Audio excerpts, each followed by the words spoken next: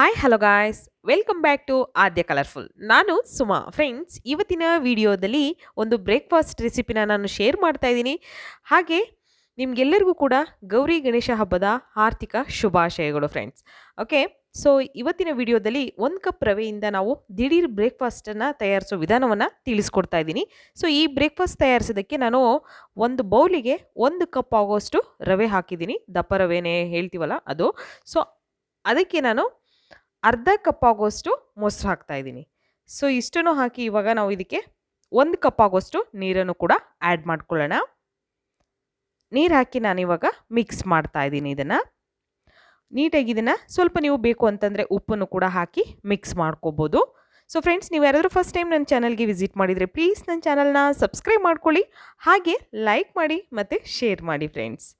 So ಇವಾಗ ನೋಡಿ, ನಾನು ಇದನ್ನು ಮಿಕ್ಸ್ ಮಾಡ್ತಾ ಇದ್ದೀನಿ. ಸ್ವಲ್ಪ ನಿಮಗೆ ಗಟ್ಟಿ ಅನಿಸಿದ್ರೆ ನೀವು ಇನ್ನೊಂದು ಸ್ವಲ್ಪ ನೀರನ್ನು ಕೂಡ ಹಾಕಿ ಮಿಕ್ಸ್ ಮಾಡಿ ಇದನ್ನು ಒಂದು 15 ನಿಮಿಷ ಇದನ್ನು ರೆಸ್ಟಿಗೆ ಇಡಬೇಕಾಗುತ್ತೆ.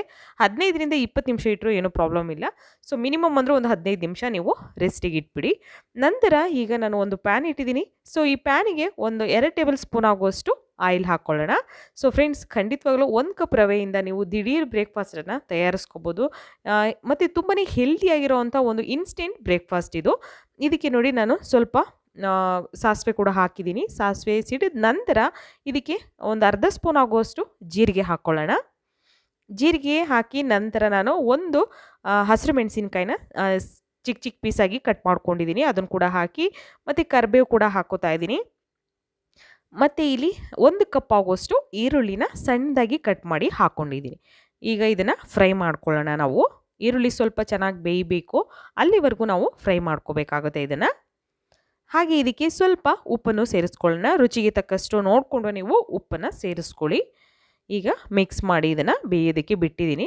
ಒಂದು 2ರಿಂದ 3 ನಿಮಿಷದವರೆಗೂ ಇದನ್ನು ಬೇಯೋದಕ್ಕೆ ಬಿಡೋಣ ನಾವು. ನಂತರ ಇಲ್ಲಿ ಕ್ಯಾಬೇಜ್ ತೊಗೊಂಡಿದ್ದೀನಿ. ಕ್ಯಾಬೇಜ್ನ ನಾವು ಸಣ್ಣದಾಗಿ ಕಟ್ ಮಾಡ್ಕೊಂಡಿದ್ದೀವಿ. ಸೊ ಅದನ್ನು ಕೂಡ ಈಗ 1 ಕಪ್ ಆಗೋಷ್ಟು ಕ್ಯಾಬೇಜ್ ಹಾಕಿ ಇದನ್ನು ಮಿಕ್ಸ್ ಮಾಡ್ಕೋತಾ ಇದ್ದೀನಿ.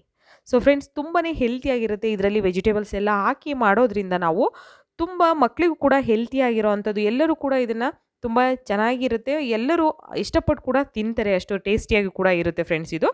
ಹಾಗೆ ಇದಕ್ಕೆ ಜಾಸ್ತಿ ಆಯಿಲ್ ಕೂಡ ನಾವು ಉಪಯೋಗಿಸೋದಿಲ್ಲ. ಇಲ್ಲಿ ಮತ್ತೆ ನಾನು ಕ್ಯಾಬೇಜ್ ಹಾಕಿ ಒಂದು ಸಲ ಅದನ್ನು 1ರಿಂದ 2 ನಿಮಿಷ ಬೇಯಿಸಿ ನಂತರ ಕ್ಯಾರೆಟ್ ಹಾಕೋತಾ ಇದ್ದೀನಿ. ಅದು ಕೂಡ 1 ಕಪ್ ಆಗುವಷ್ಟು ಕ್ಯಾರೆಟ್ನ ಹಾಕ್ತಾ ಇದ್ದೀನಿ. ಇಷ್ಟೇ ಹಾಕಬೇಕು ಅಂತ ಏನಿಲ್ಲ, ನೀವು ಬೇಕು ಅಂದರೆ ಇನ್ನೂ ಸ್ವಲ್ಪ ಜಾಸ್ತಿ ಕೂಡ ಯೂಸ್ ಮಾಡ್ಬೋದು.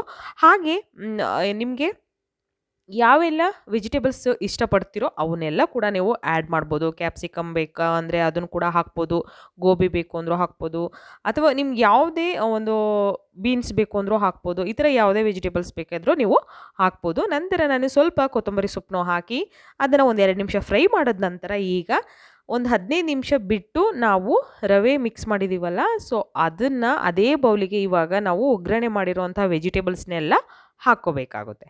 ಸೊ ಹಾಕಿದ ನಾನು ಫ್ರೈ ಮಾಡಿದ್ದೀನಿ. ನೋಡಿ, ಇಷ್ಟೇ ಗಟ್ಟಿ ಇರಬೇಕು, ಜಾಸ್ತಿ ತೆಳ್ಳಗೆ ಮಾಡ್ಕೋಬೇಡಿ. ಇದನ್ನು ತುಂಬ ಚೆನ್ನಾಗಿರುತ್ತೆ ಈ ಬ್ರೇಕ್ಫಾಸ್ಟ್. ಕೇವಲ 1 ಕಪ್ ರವೆಯಿಂದ ನೀವು ದಿಢೀರಾಗಿ ಬ್ರೇಕ್ಫಾಸ್ಟನ್ನು ತಯಾರಿಸ್ಬೋದು. ಹೆಲ್ತಿ ಇನ್ಸ್ಟೆಂಟ್ ಬ್ರೇಕ್ಫಾಸ್ಟ್ನ ಕೇವಲ ಕೆಲವೇ ನಿಮಿಷಗಳಲ್ಲಿ ನೀವು ತಯಾರಿಸಿ. ಓಕೆ, ಒಂದು ಪ್ಯಾನಿಗೆ ಒಂದು 2 ಟೇಬಲ್ ಸ್ಪೂನ್ ಆಯಿಲ್ ಹಾಕಿ ನಂತರ ನಾನು 1 ಸೌಟು ಅಥವಾ 2 ಸೌಟು ಹಿಟ್ಟನ್ನು ಹೀಗೆ ಹಾಕ್ಕೊಳ್ಳೋಣ. ದೋಸೆ ಥರ ಮಾಡೋಕ್ಕೆ ಹೋಗ್ಬಿಡಿ, ದಪ್ಪ ಇರಲಿ, ತುಂಬ ಚೆನ್ನಾಗಿರುತ್ತೆ ಇದು. ನೀವು ಬೇಕು ಅಂದರೆ ಸ್ನ್ಯಾಕ್ಸಿಗೆ ಮಕ್ಕಳಿಗೆ ಸಂಜೆ ಬೇಕು ಅಂದರೂ ಕೂಡ ಈ ರೆಸಿಪಿನ ಟ್ರೈ ಮಾಡ್ಬೋದು. ಸೊ ನೋಡಿ, ಈ ಥರ ನಾನು ಫುಲ್ ಕವರ್ ಮಾಡಿ ಇದನ್ನು ಒಂದು 3ರಿಂದ 4 ನಿಮಿಷ ಅದನ್ನು ಸ್ಟವ್ನ ಲೋ ಫ್ಲೇಮಲ್ಲಿ ಇಟ್ಕೊಂಡು ನಾನು ಬೇಯಿಸ್ತಾ ಇದ್ದೀನಿ. ಯಾಕೆಂದರೆ ಮೇಲ್ಗಡೆ ಎಲ್ಲ ಬೆಂದಿರುತ್ತೆ, ನಾವು ಹೈ ಫ್ಲೇಮ್ ಮಾಡಿದ್ರೆ ಮೇಲೆ ಬೆಂದಿರುತ್ತೆ, ಒಳಗೆ ಬೆಂದಿರೋದಿಲ್ಲ. ಸೊ ಹಾಗಾಗುತ್ತೆ. ಸ್ಟವ್ನ ಲೋ ಫ್ಲೇಮಲ್ಲಿ ಇಟ್ಕೊಂಡು ಒಂದು 3ರಿಂದ 4 ನಿಮಿಷದವರೆಗೂ ಬೇಯಿಸಿ ನಂತರ ನಿಧಾನವಾಗಿ ಟರ್ನ್ ಮಾಡಿ ಫ್ರೆಂಡ್ಸ್. ಯಾಕೆಂದರೆ ಎಣ್ಣೆ ನಾವು ಸುತ್ತ ಇದು ಬೇಯಬೇಕಾದ್ರೆ ನಾವು ಎಣ್ಣೆ ಹಾಕಿರ್ತೀವಲ್ಲ ಒಂದು 2 ಟೇಬಲ್ ಸ್ಪೂನು, ಅದು ಎಣ್ಣೆ ಸಿಡಿಯೋ ಚಾನ್ಸಸ್ ಇರುತ್ತೆ. ಸೊ ನೋಡಿಕೊಂಡು ಬೇಯಿಸ್ಕೊಳ್ಳಿ ದಯವಿಟ್ಟು. ಓಕೆ, ಹೆಲ್ತಿ ಇನ್ಸ್ಟೆಂಟ್ ಬ್ರೇಕ್ಫಾಸ್ಟ್ ರೆಡಿಯಾಗಿದೆ. ನೀವು ಕೂಡ ಮನೇಲಿ ಟ್ರೈ ಮಾಡಿ ಹೇಗೆ ಬಂತು ಅಂತ ಖಂಡಿತ ಕಾಮೆಂಟ್ ಸೆಕ್ಷನಲ್ಲಿ ತಿಳಿಸಿ. Okay, bye, see you.